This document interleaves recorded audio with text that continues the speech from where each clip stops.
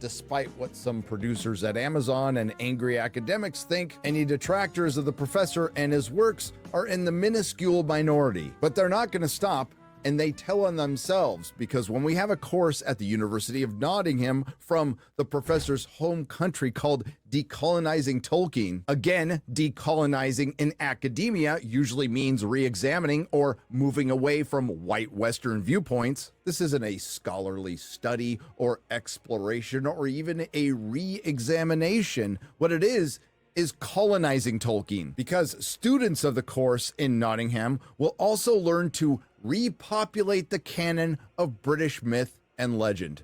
So it's just appropriation.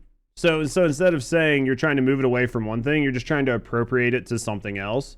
And that is like one of the big reasons I hate when you take something that is already existing or do a remake or a refilm and you start swapping or changing characters, genders, or races because you're trying to change it to fit your narrative or your worldview, and you're not staying true to the original subject matter.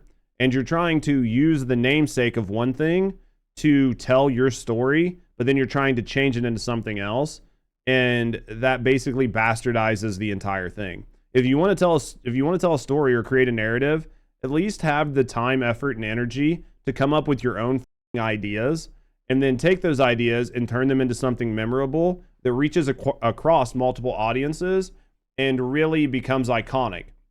Stop taking something that's already iconic and f***ing it up just to try to tell your story, and in doing so, destroying the story for tons of other people, because now you have just taken it from what it was and swapped it. And even if you did not actually do it to tell a narrative, most people are going to view it as you trying to tell a different narrative, and the original fans are just going to check out anyway.